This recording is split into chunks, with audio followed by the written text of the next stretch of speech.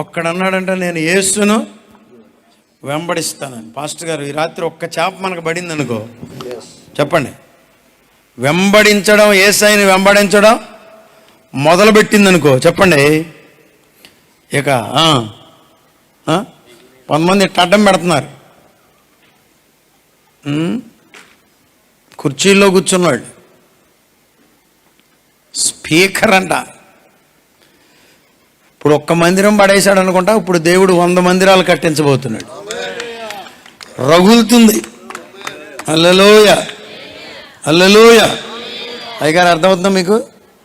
మందిరం పడిపోవటం ఏంటి? నేనేం నిద్రపోతున్నానా? కాదు, కుదరదు. నేను ఇప్పుడు అంతకన్నా పెద్ద మందిరాన్ని, హల్లెలూయ. అరే రే రే రే పడేయకుండా ఉన్న బాగుండేదిరా రేకుల షెడ్డు. ఇప్పుడు చూడండి. మరి అక్కడ ఏం జరిగిందో వాస్తవంగా నాకు తెలియదు, కానీ మొత్తానికి ఒక పెద్ద మందిరానికి నిప్పు అంటుకుంది. పెట్టారో అంటుకుందో నాకు తెలియదు. లోకేష్ గారు అన్నారంట, ముఖ్యమంత్రి గారు అబ్బాయి, నేనే వస్తానండి, నేనే వచ్చి అంతా అయ్యే వరకు చూసి, కాదయ్యా అడ్డం పెడుతున్నారండి. ఎవరు అడ్డం పెట్టింది? నేను కట్టమన్నానని చెప్పండి అన్నాడు. హల్లెలూయ. నేను కూడా వెళ్ళా, ఉట్టి మాటలు చెప్పట్లా, ఓపెనింగ్కి నేను కూడా వెళ్ళా. నాకు కూడా మాట్లాడే అవకాశాన్ని ప్రభు ఇచ్చాడు. స్తోత్రం. రాజులను నిలవబెట్టి దేవుడు కార్యాలు జరిగిస్తాడు.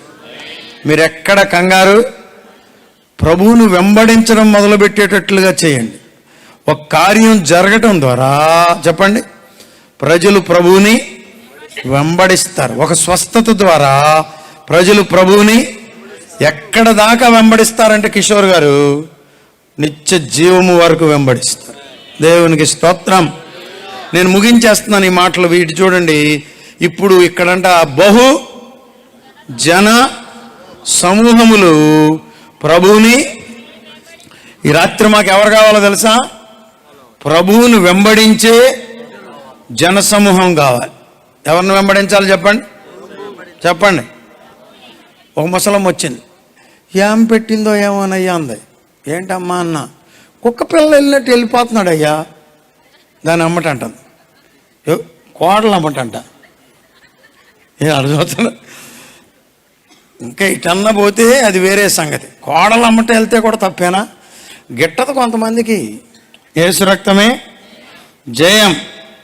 అట్లా కానీ ప్రభువును వెంబడించే అనుభవంలోనికి మనం, దైవజనులు ప్రభువును వెంబడించాలి, విశ్వాసులు ప్రభువును వెంబడించాలి, సండే స్కూల్ బిడ్డలు ప్రభువుని చెప్పండమ్మా, గ్రామస్తులు ప్రభువును వెంబడించాలి, సంఘాలు ప్రభువుని, ఎక్కడ ప్రభు ఉన్నాడంటే అక్కడికి మనం పొలోమంట.